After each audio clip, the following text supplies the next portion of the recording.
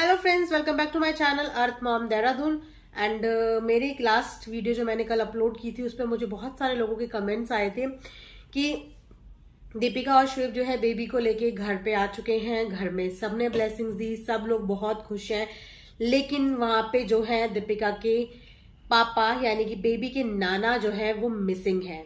दादी है, नानी है, दादा है, सब है, लेकिन जो है वो नाना कहीं ना कहीं पे मिसिंग है। तो बहुत से लोग मुझसे क्वेश्चन पूछ रहे थे, तो मैंने सोचा क्यों ना आज वीडियो बना के मैं आप सबको क्लियर कर देती हूँ इस बात का भी। दोस्तों जिनको नहीं पता उनको क्विकली अपडेट दे देती हूँ कि दीपिका कक्कड़ जो है वो बेबी को लेके घर पे आ चुके हैं कल। और जब बेबी का वेलकम हुआ तो सब कुछ प्री प्लान था, यानी कि सारा कुछ स्क्रिप्टेड ही लग रहा था। वो इमोशंस मुझे उनके फादर के अलावा किसी के भी चेहरे पे वो इमोशंस नजर नहीं आए जो कि इस चीज को बयान कर सके कि जो इमोशन, जो फीलिंग्स है वो नेचुरल है।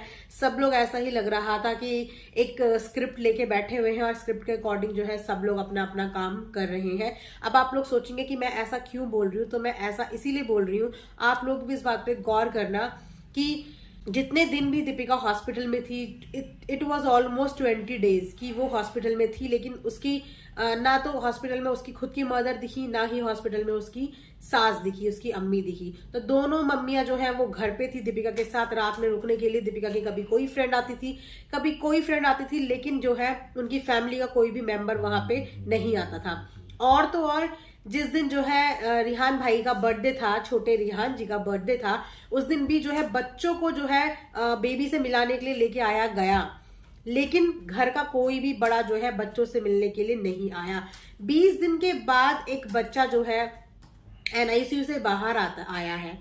तो घर के लोगों को उसे देखने की कितनी एक्साइटमेंट रहती है बेबी को, क्योंकि 20 दिन के बाद वो बेबी आया है जिसको तुम इतना लाड दिखाते हो, जिस बहू के लिए और जिस पोते के लिए तुम कब से दुआएं मांग रहे थे। जब वो फाइनली हॉस्पिटल से बाहर आया तो कोई भी उस बेबी को देखने के लिए नहीं गया। छोटे बच्चों को उठा के बेबी को देखने के लिए लेके आ गए, लेकिन घर का कोई भी बड़ा जो है वो बेबी को देखने के लिए वहां पे नहीं आया।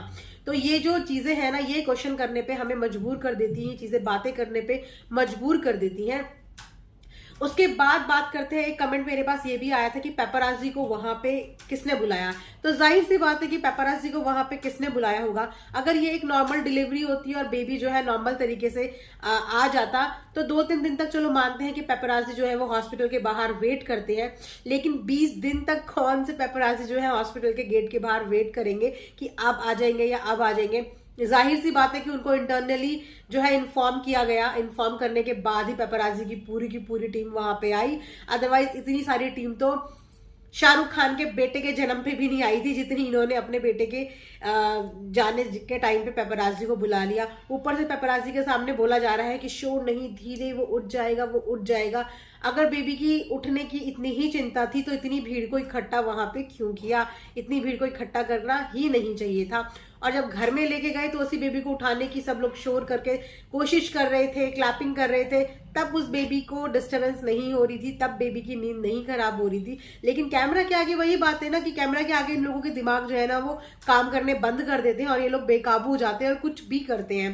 इन्हें यही नहीं पता कि ऑडियंस इनकी हर चीज पकड़ लेती है और फिर इनकी हर चीज की वीडियो बन जाती है।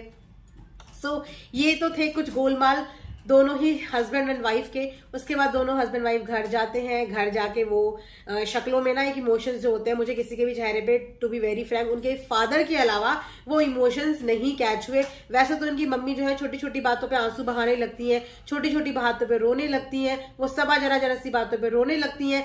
लेकिन इतनी बड़ी खुशखबरी जब उनके घर पे आई, उन्होंने पहली बार अपने बेटे के बच्चे को अपने हाथ पे लिया तो किसी की भी आंखों में आंसू नहीं थे एक्सेप्ट उनके फादर के।